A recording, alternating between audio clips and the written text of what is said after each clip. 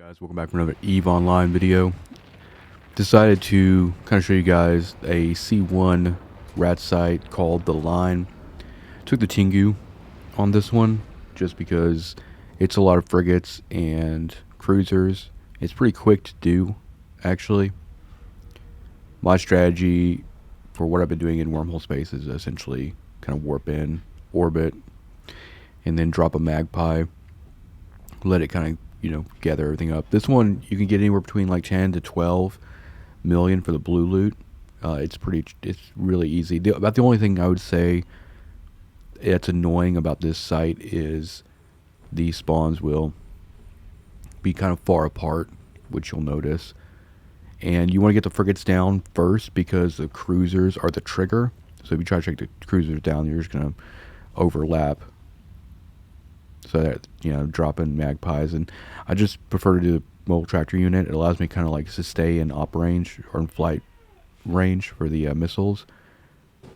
And then I can just kind of worry about running the site.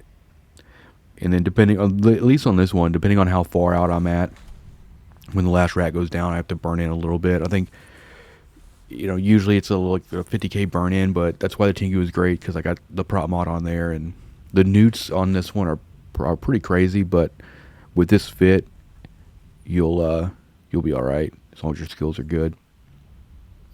Yeah, I see, like they spawn so far out, it's ridiculous, but it gives you a time to kind of like reload and do all that stuff. But it's 3 waves. Essentially, you want to go frigates down, then the cruiser. Second wave, take all the frigates down again, and then I think there's like 2 cruisers. And then the last wave is going to be heavy newts. It's all cruisers, like 5 cruisers. So they'll probably give me like 50% on my cap, but the goal there is just to focus fire with all 6 launchers and just take them down. So right now I'm just kind of burning in. Once I burn in, I try to turn off the prop mod the best I can, just to conserve any cap that I do have, because you want to try to like prepare for that last little pocket. But for the most part, it's a pretty chill site. Not a whole lot of there's some activity in C1. I mean, everybody's trying to get into wormholing. They kind of find a C1 and kind of poke around and stuff. It's probably like the entry level kind of stuff. But I find I can actually run these a little bit more consistently than if I'm hunting like true like C4, C5 stuff that there's a lot of competition for. But you could probably do this in the Golem too. In the Golem, you could probably roll in and just set up shop, and you can probably hit everything from where you come in at. I warped to 0 on this thing and still have to burn in because they kind of, I want to say this site's like 100 to 150 length and width and stuff like that. So it's a lot of movement. Just keep an eye on your D-scan and you'll be good to go. There's some webs in this, but not really any scrams that I've noticed. So if you do run into any problems, you can kind of just bookmark or have a bookmark and kind of warp out and do whatever.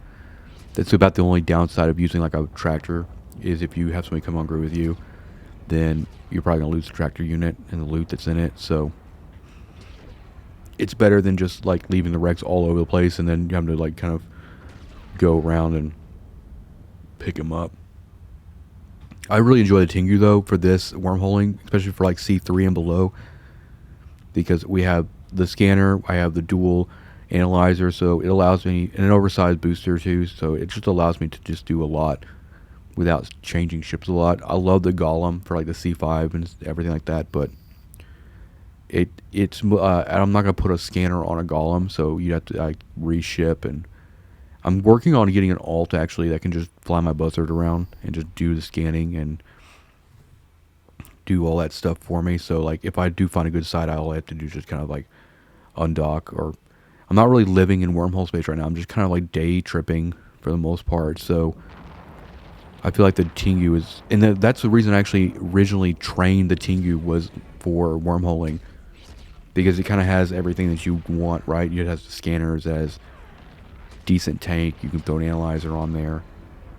I'm running crystals on this, so that's why I get a little bit more out of the boosters. But this is the last wave, and like you can see, they're just hitting me hard.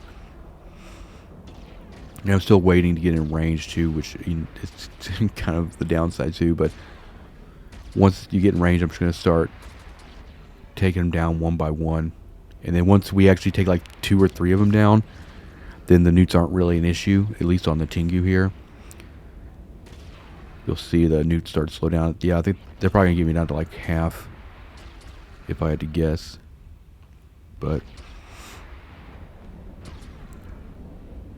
so I just orbit and close in. Just make sure you don't have your prop mod on. And we're over boosting right here just because I'm trying to keep it up. I'll probably cut the booster off once I get this cruiser down, since we'll be like almost over the halfway mark. A little bit below 50% cap, no big deal. This is really the only wave you have to kind of worry about. Yeah, boosters off. We can kind of chill now. Worry about these last 3. And then once these 3 are down, we'll just burn to the Magpie and grab all the loot. Be an easy 10 mil. And it's not, for me, it's not really about the money. I mean, I just kind of enjoy the content for the most part. You could do a lot better in like C3, which I kind of bounce around between C1, 2, and 3, and I just kind of run whatever I can find. But I figure for anybody out there who's wanting to get into wormholing, looking at a C1 rat site and seeing what you can kind of expect is probably some valuable information. But I would say my biggest thing is, like, for these sites, a lot of wormhole rat sites, right? You want to make sure you're protected against neutralizers, because almost everything neutralizes. So you want to, either have a passive tank or have the ability to kind of repair or rebuild your cap in, situations. And then just use D-scan, obviously. It's our last little bro, and then we'll start burning towards the tractor unit.